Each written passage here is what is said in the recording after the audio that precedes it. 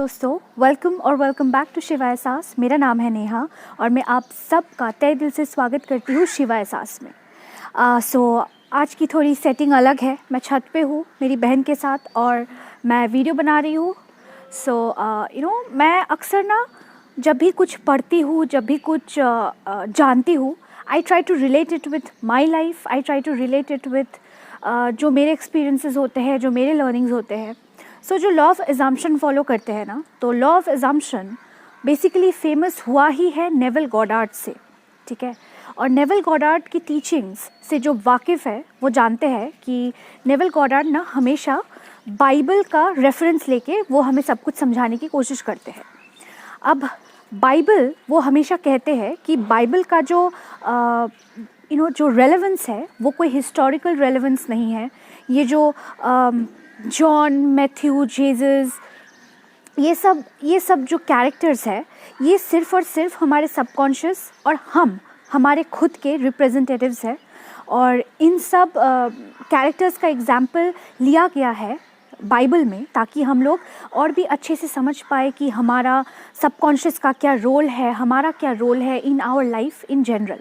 तो Neville Goddard का कहना है कि ये जो रिलीजियस कॉन्टेक्स्ट हम देते हैं बाइबल का एक्चुअल में कोई रिलीजियस रेलेवेंस नहीं है, बल्कि ये एक कोशिश किया गया है उन लोगों द्वारा जिन्होंने बाइबल लिखा था कि वो relevance of our subconscious mind, relevance of us, इसको समझाने में वो इन सब कैरेक्टर्स का हेल्प लेते हैं।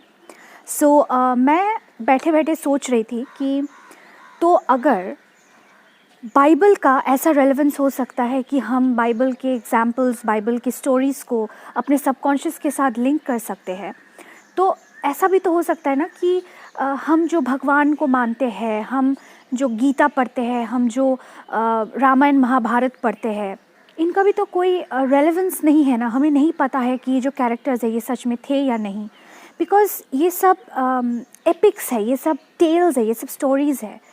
तो क्यों ना हम भी कोशिश करें कि हम भी हमारे स्टोरीज़ को लेके थोड़े सबकॉन्शियस के साथ लिंक कर पाए। तो क्योंकि मेरा चैनल का नाम शिवा एहसास है, मैं शिवा की बहुत बड़ी भक्त हूँ, तो मुझे लगा शिवा से हमारे सबकॉन्शियस माइंड, शिवा से law of assumption, law of attraction का क्या कनेक्शन हो सकता है। तो हम सबको पता है कि शिवा, उनकी जो तीसरी आँख है, ठीक है, उनकी जो तीसरी आँख है वो हमेशा बंद रहता है। और कहते हैं कि जब भी शिवा का तीसरी आँख खुल जाता है, इसका प्रतीत होता है कि वो अभी कुछ ना कुछ डिस्ट्रॉय करने वाले हैं, राइट। वो डिस्ट्रॉयर है। जब भी उनका तीसरी आँख खुल जाता है, that means destroy is gonna happen. तभी तांडव, डिस्ट्रॉय, एंगर, ये सब से हम कोरिलेट करते हैं उनका तीसरी आँख का खुलना। इसको अगर हम law of assumption, law of attraction, इन सब के कॉन्टेक्स्ट में सोचने की कोशिश करें, तो शिवा, ये जो शिवा है, हम खुद है, हमारे अंदर है शिवा। और ये जो तीसरी आँख है, ये हमारा कॉन्शियसनेस है, ये हमारा इमेजिनेशन है। जब शिवा का तीसरी आँख खुलता है तो डिस्ट्रैक्शन होता है। तो हम बीइंग शिवा, जब हमारा तीसरी आँख खुलता है, हमारे तीसरी आँख से क्या मतलब है? क्या हमारे पास कोई तीसरी आँख है? नहीं। बट व्हाट डज दिस तीसरी आँख represent in human being? It represents imagination, it represent consciousness, it represents our ability to think, our ability to create. अब डिस्ट्रॉय होने से क्या मतलब है? क्योंकि शिवा का जब भी तीसरी आँख खुलता है तो डिस्ट्रैक्शंस लाते हैं वो सब तहस नहस कर देते हैं। हमारा जब तीसरी आँख खुलता है, हमारा जब कॉन्शियसनेस खुलता है, तब हमें पता होता है कि हम कुछ भी क्रिएट कर सकते हैं, कुछ भी डिस्ट्रॉय कर सकते हैं। कैसे? With the power of our imagination. इसलिए जब भी हम कॉन्शियस हो जाते हैं ऑफ दिस पावर जो हमारे अंदर है, तो हमारे जो पास्ट के सर्कमस्टांसेस है, पास्ट का थॉट है, ये जो 3D रियलिटी है, इसको भी डिस्ट्रॉय करने का पावर रहता है हमारे अंदर। हम भी अपने इमेजिनेशन से, हम भी अपने कॉन्शियसनेस से, हम भी अपने तीसरी आँख खुलने से, तीसरी आँख खुलने का मतलब है कॉन्शियस होना, जाग जाना, अवेकन होना। तो क्योंकि शिवा हम हैं, शिवा वी रिप्रेजेंट शिवा। तो जब हम शिवा जैसे अपनी तीसरी आँख खोलते हैं तो हम इस पूरे अपने सर्कमस्टांस को बदलने की पावर रखते हैं। कैसे? With our imagination, with our desire. Law of assumption क्या कहता है कि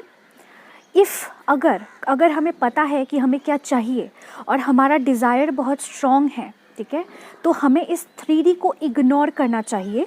3D को इग्नोर करके हम अपने इमेजिनेशन से उसी न्यू वर्ल्ड को क्रिएट करें और उसी न्यू वर्ल्ड में हम जिए, उसी न्यू वर्ल्ड से हम सोचें, उसी न्यू वर्ल्ड में हम सोचें, में हम जिए, उसी न्यू वर्ल्ड से हम सोचें, उसी न्यू वर्ल्ड से हम जिए, right.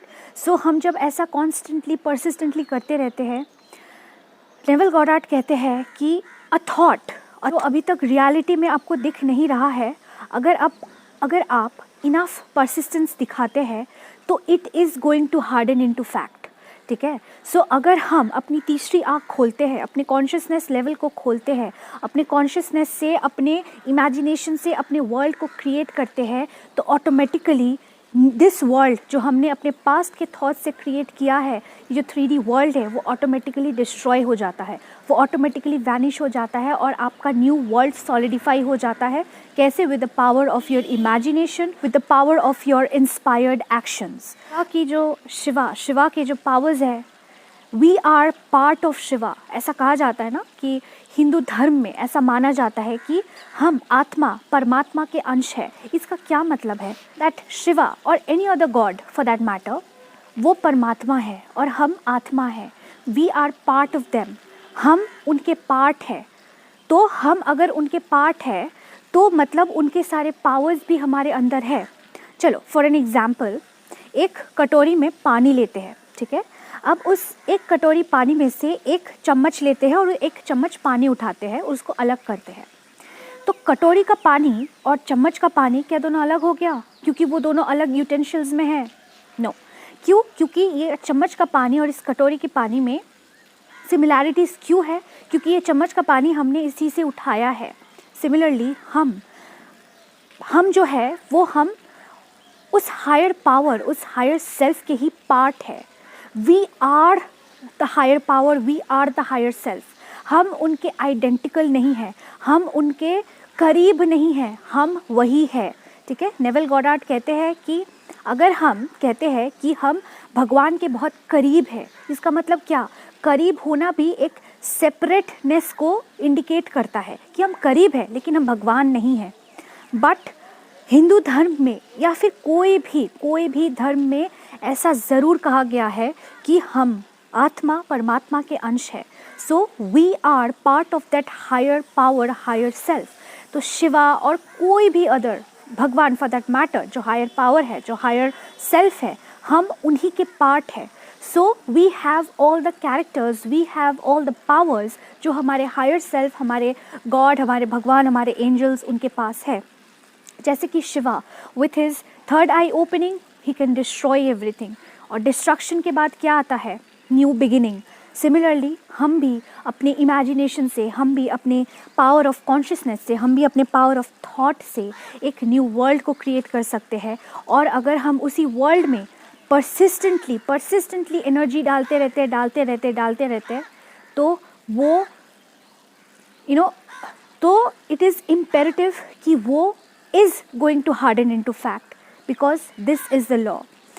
So guys, I hope you like this video. मिलते हैं बहुत जल्द आपसे अगले वीडियो में। तब तक के लिए guys बहुत खुश रहिए, बहुत स्वस्थ रहिए, हैप्पी रहिए। Bye bye.